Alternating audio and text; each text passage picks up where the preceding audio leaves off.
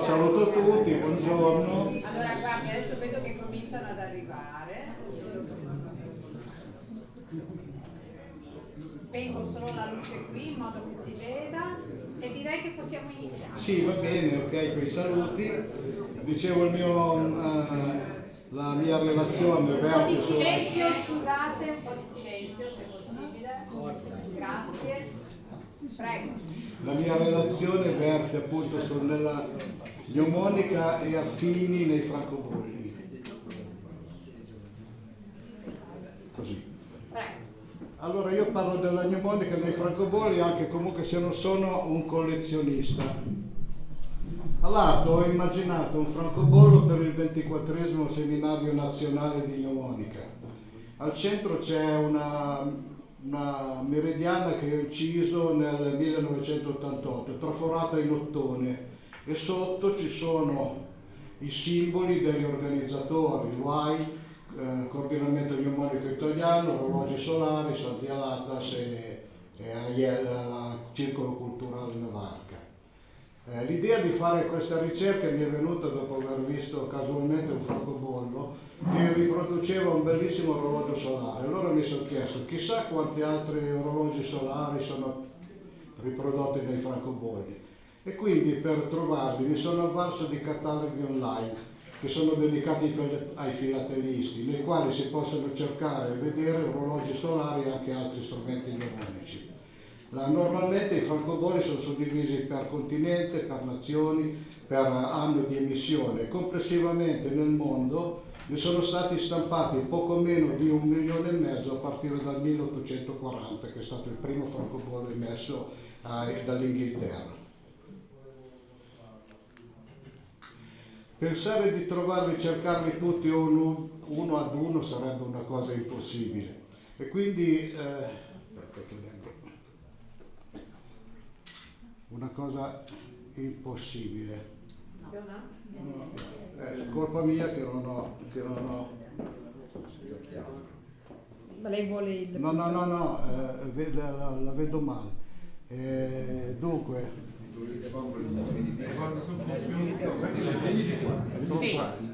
Sì, certo. Poi vado avanti. No, poi vado avanti bene, dai. No, se ti mette al computer Non è un problema. Mettiti siedi al computer, Sono un po' piccoli. sul video. il video lo vedi meglio. Allora,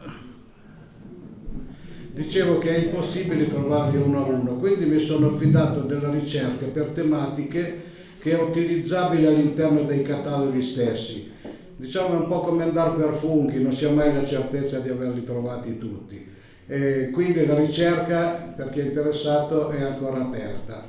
Alla fine ho individuato circa 130 francobolli che soddisfacevano il mio obiettivo, e cioè che al loro interno fosse raffigurato un orologio solare o un astrolabio o un quadrante o anche una sfera armillare o astronomi e gnomonisti del passato. Li ho divisi per tema e per ogni francobollo ho indicato la nazione, l'anno di emissione e quanto scritto sul francobollo stesso. Poi, salvo qualche rara eccezione, ho aggiunto dei brevi informazioni supplementari. Se l'orologio è censito in Sandia Latas, ho scritto il codice in giallo, quindi molti orologi che vedremo nei francobolli sono stati censiti in Sandia Latas.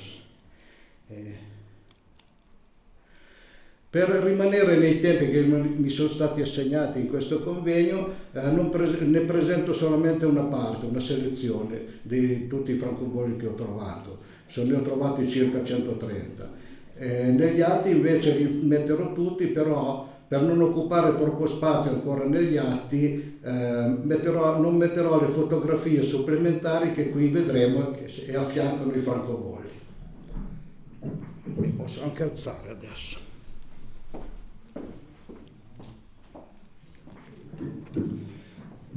No, faccio io, prego. Scusate tutta questa traffico, ma non ci vedevo bene.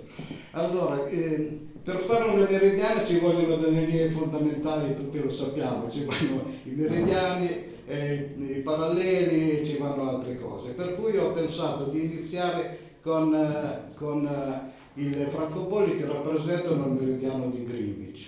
Sono 4 francobolli, praticamente come una zoomata sul meridiano. Si parte da quello che vedono gli astronauti e poi sempre ci si focalizza fino a questo punto. Questo è un telescopio dei transiti ed è stato progettato dall'astronomo reale Airy nel 1894, perché qui festeggia i 100 anni della istituzione del meridiano fondamentale di Greenwich.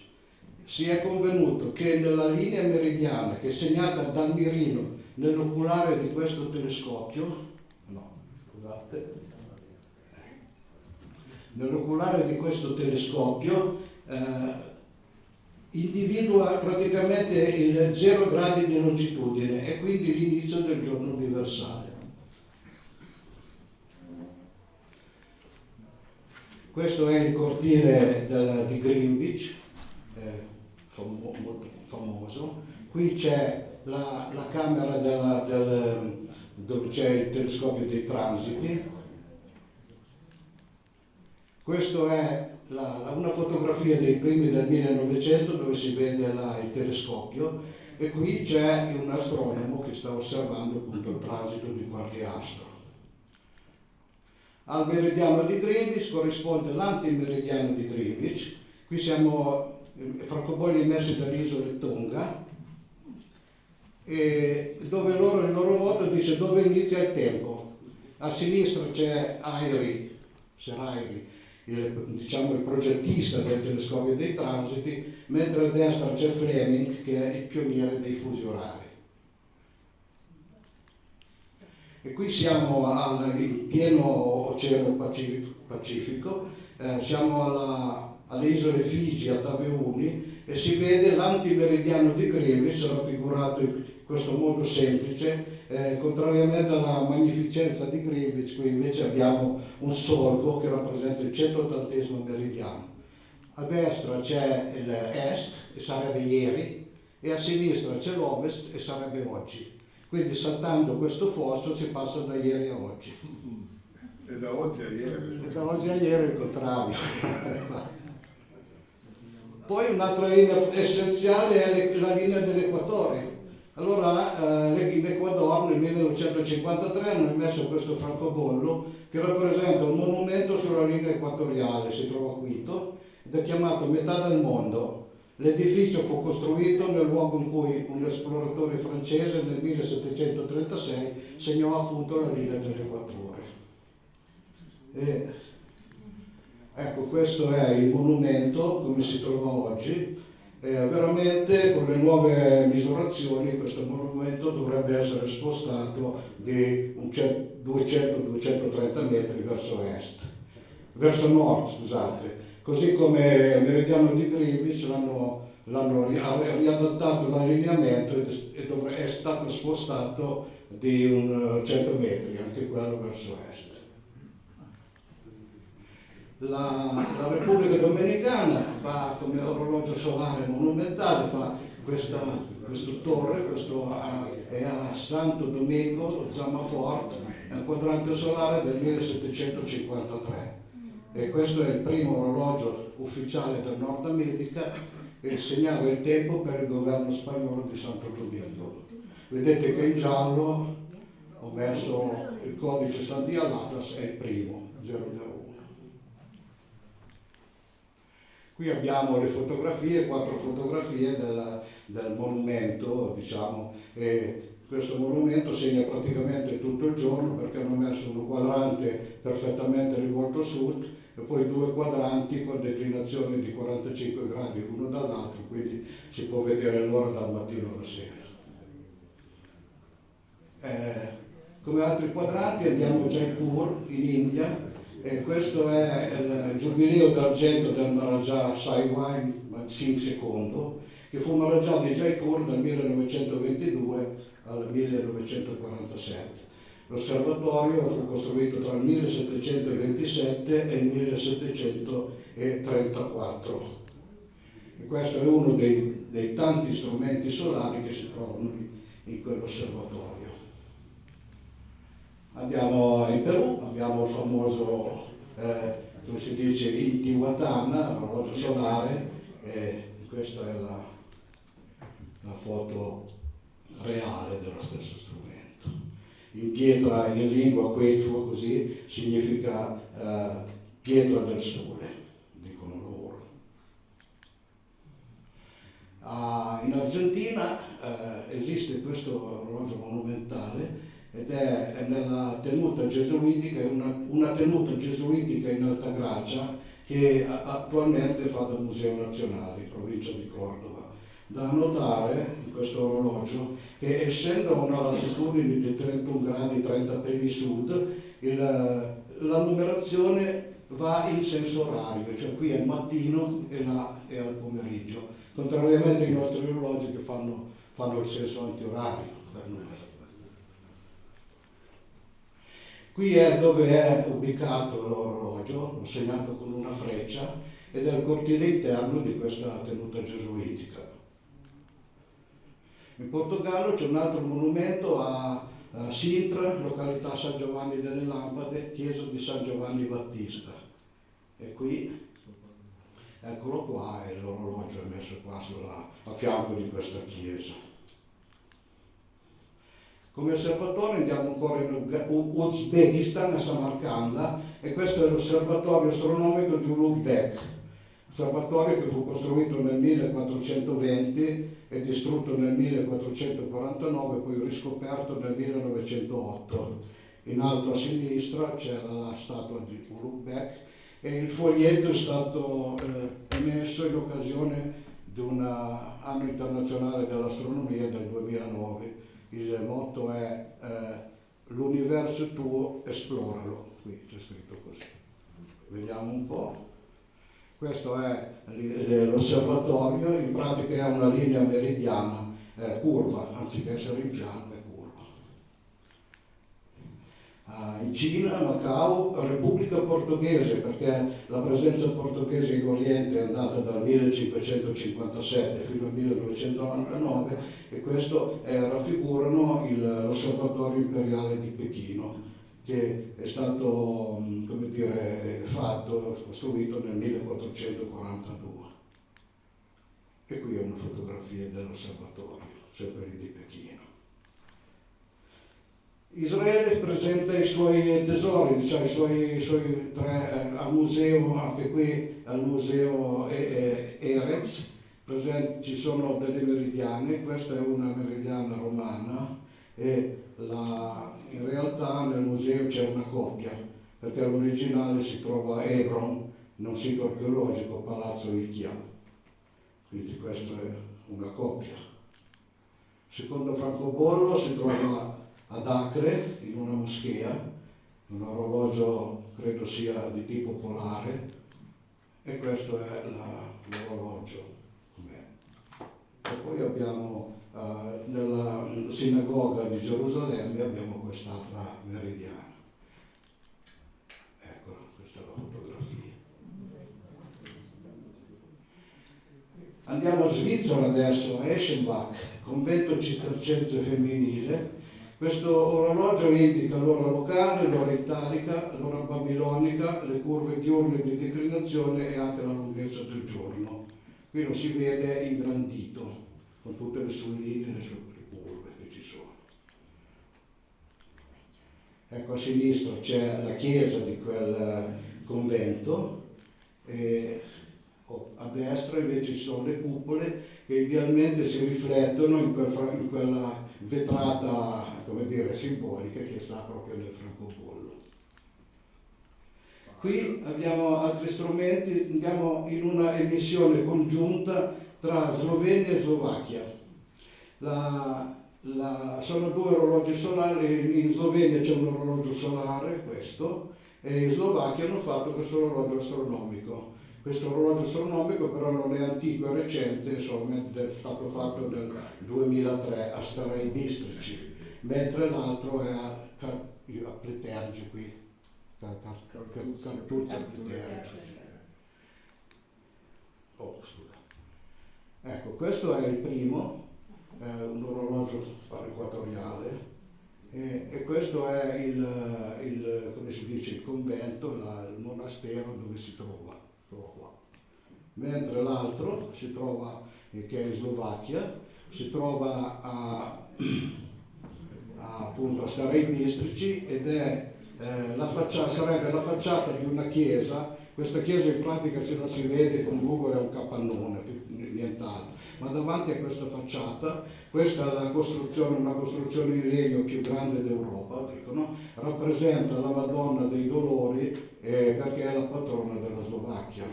Io le do i 5 minuti. Prego? Le do i 5 minuti. Sì. Per finire. 5 minuti. Ancora 5. Solo? No. Va così. Accidenti. Vabbè, allora devo andare veloce. Qui siamo in Corea, sono un orologio solare semisferico del 1438, andavo avanti veloce, questo è l'oggetto reale.